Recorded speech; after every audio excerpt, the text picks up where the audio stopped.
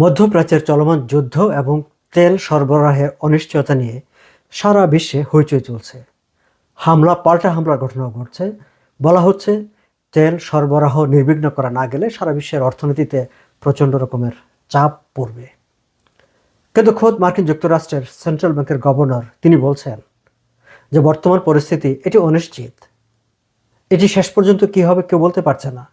কিন্তু তিনি মনে করছেন আমেরিকার অর্থনীতিতে এটি সেই অর্থে তেমন কোনো প্রভাব ফেলবে না।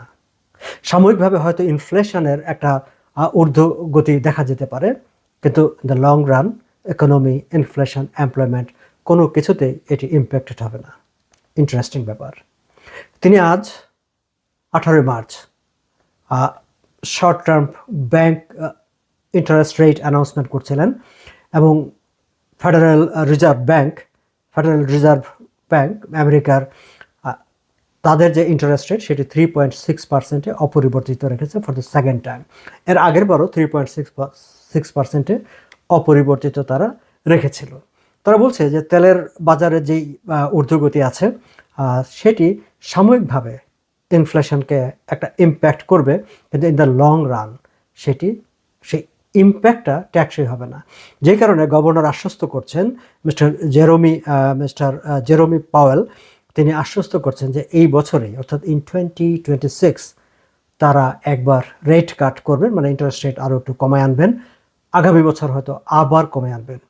একই দিনে কানাডার সেন্ট্রাল ব্যাংক অফ কানাডা তার ইন্টারেস্ট রেট 2.25%-এ অপরিবর্তিত রেখেছে, কিন্তু সতর্ক করে দিয়েছে যে মধ্যপ্রাচ্যের যে যুদ্ধ এবং তেলের বাজারে যে অস্থিরতা তৈরি হয়েছে সেটির উপর ডিপেন্ড করবে যে তারা আবার মনিটারি পলিসি অ্যাডজাস্ট করবে কিনা।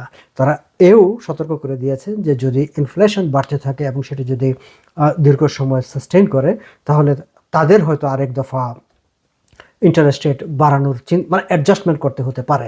বাড়ানোর কথাটা সরাসরি বলেনি, কিন্তু অ্যাডজাস্টমেন্ট করতে হতে পারে, সেটি আসলে একটা ইঙ্গিত। কিন্তু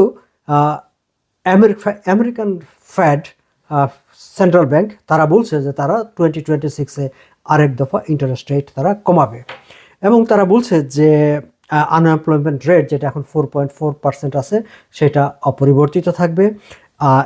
ইনফ্লেশনটা বছর শেষে 2.7% এবং আগামী বছরে 2% চলে আসবে, যেটা হচ্ছে সেন্ট্রাল ব্যাংকের ডিজায়ার, এবং ইকোনমি 2.4% গ্রো করবে। অর্থাৎ তাদের ইকোনমিটা মোটামুটি একটা এখনও, মানে গভর্নর বলছেন যে এখনও খুব একটা স্ট্রং ফুটিংয়ে আছে, সামনেও স্ট্রং ফুটিংয়ে থাকবে।